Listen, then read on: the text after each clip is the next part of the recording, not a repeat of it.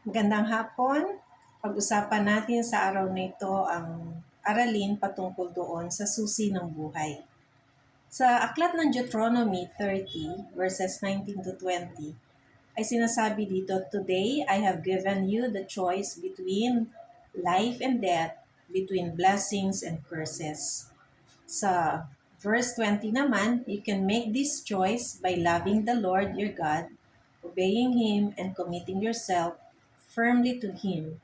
This is the key to life. Manalangin tayo. Dakilang Diyos, sa aming pag-aaral ng inyong salita, kami po'y inyong gabayan. May your anointing be upon your servant, O Lord God, and speak to us, O Lord, the way you want us to learn from you. Thank you, Lord. In Jesus' name, Amen. Sinasabi dito sa Deuteronomy, napakahalaga ito. Ngayon ay piliin mo ang buhay o ang kamatayan, between blessings and curses. Pwedeng pagpapala at sumpa.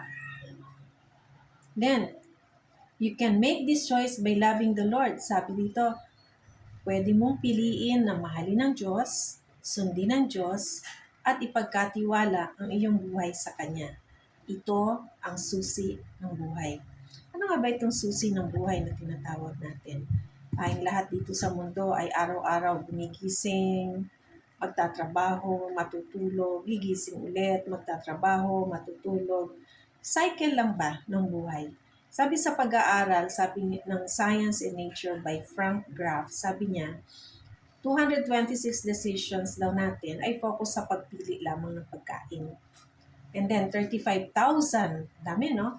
Remotely conscious decisions. Ang ibig sabihin nito, yung ginagawa natin na, like for instance, nag-blink ang ating mata, that is remotely conscious decision.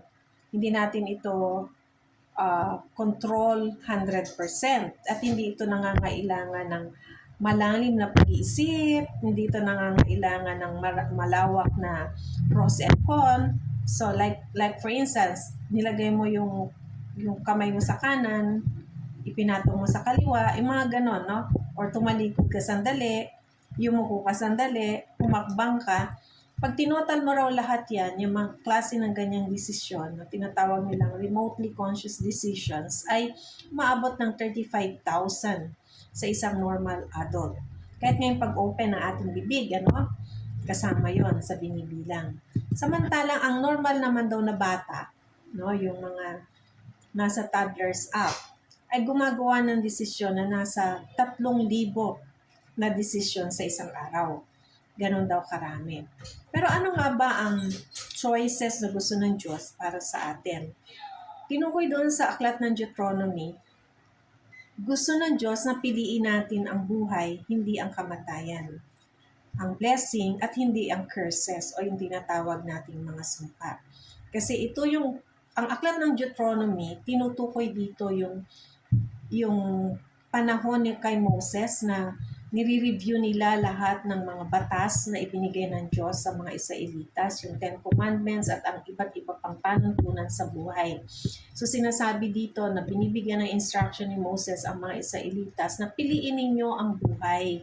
Ibig sabihin ang buhay na gusto ng Diyos, hindi yung kamatayan na kung saan ay mapapahamak sila. Ibig sabihin ng kamatayan dito ay magiging dahilan ng kapahamakan ng kanilang buhay. Piliin ninyo yung blessing, yung pagpapala dahil sumusunod kayo sa Diyos at hindi yung kayo ay maaring magalit ang Diyos dahil kayo ay nagkakasala. Kaya ito yung tinatawag nating curses, so yung pagsumpa ng Diyos sa mga taong disobedient. Ang desisyon natin at action ay ito yung nagsasabi tungkol sa ating mga choices. Anumang desisyong ginawa natin, ito ay base sa kagustuhan natin. Pero madalas kasi ang mga tao, kapag gumawa ng desisyon at nagkamali, may mga pagkakataong may mga pagkakataong sinisisi ang Diyos sa kanilang desisyon. Samantalang siya ang namili. Remember, ang Diyos binigyan tayo ng choice. Binigyan tayo ng choice kung ano yung gusto nating piliin. Pero kung tatanungin natin ng Diyos, gusto niyang piliin natin ang buhay. Yung hindi tayo mapapahamak. Gusto ng Diyos na piliin natin ng blessings. Hindi yung curses na kung saan ay dahil sa maling ginawa natin ay nagkakaroon ng mga consequences. So, ang disenyo talaga ng Diyos sa atin ay pagpalain tayo. Pagpalain din yung mga susunod na henerasyon sa atin. Pagpalain tayo bilang mga magulang at pagpalain din ang ating mga magiging mga anak o yung ating magiging mga apo. Kasi malinaw ang sinasabi dito sa Deuteronomy verse 20 na maaari mong piliin na mahalin ng Diyos, sundin ng Diyos, at ipagkatiwala ang buhay mo sa Kanya, sapagkat ito ang susi ng buhay. Sinabi din doon sa verse 19, "Today I have given you the choice." Ibig sabihin, tayo pa rin ang mamimili ng buhay natin, kung ano ang nais natin. We have the free will. We want life, we want death, we want blessings, we have curses. Kasi sa bawat maling ginagawa natin, sa bawat maling desisyon gagawin natin, may consequence yun. Sa bawat tamang desisyon na ginagawa natin, may blessing yun. No? Kasi ibig sabihin, ang resulta ng desisyon na ginawa natin ay base doon sa aksyon na ginawa natin.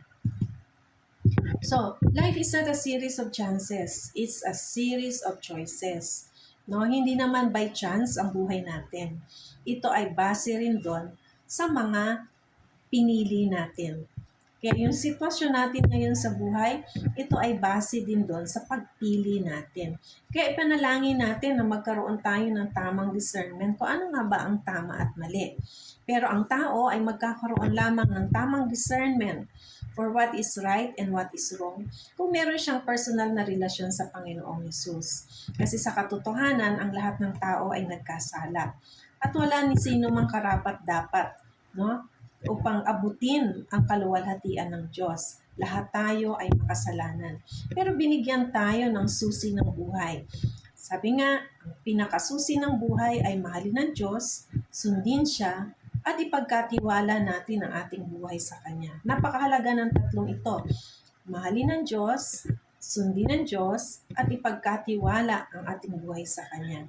Ibinigay ng Diyos si Jesucristo sa atin upang tubusin ang ating mga kasalanan. He died on the cross for our sin. And because of that, when He died, He resurrected, He ascended, nabuhay siyang muli, no? At ngayon, iniwan sa atin ng banal na spirito upang siya ang gagabay sa atin. Ngunit sino ang may banal na spirito? Hindi lahat ng tao. Ang may banal na spirito ay ang mga taong tumanggap kay Jesucristo bilang Panginoon at sariling tagapagligtas. At kapag tinanggap mo na si Jesucristo sa buhay mo bilang Panginoon at sariling tagapagligtas, mas higit mong makikita kung ano ang katotohanan ng tinatawag nating susi ng buhay. Ito ang mahalin ng Diyos, sundin ng Diyos, at ipagkatiwala ang buhay natin sa Diyos. Kaibigan ko, hindi mo pa tinanggap sa Jesucristo sa buhay mo bilang Panginoon at sariling tagapagligtas. Ngayon ang pagkakataon na tanggapin mo siya upang hindi mo maranasan sa pagdating ng araw ang tinatawag nating curse o sumpa na ibibigay ng Diyos sa mga taong nagpapatuloy na nagkakasala at walang Kristo sa buhay. Sundan mo ang panalangin ito. Dakilang Diyos, salamat kay Jesucristo na ibinigay ninyo sa amin na namatay sa cross at nabuhay na muli upang mapatawad ang aming mga kasalanan. Panginoon, patawarin mo po ang aking mga kasalanan mula noon, ngayon, at sa mga darating pang panahon. Tinatanggap kita, Jesus, bilang Panginoon at sariling tagapagligtas ng aking buhay. Ikaw na po ang manguna sa akin sa buong buhay ko at gawin mo akong isang tao na ayon sa nais mo. Ito pong aking dalangin sa pangalan ni Jesus. Amen. Kung ginawa mo ang panalangin ito, kaibigan, nangangahulugan lamang na ikaw ay meron ng personal na relasyon kay Jesucristo bilang Panginoon at sariling tagapagligtas. Maraming salamat and God bless everyone.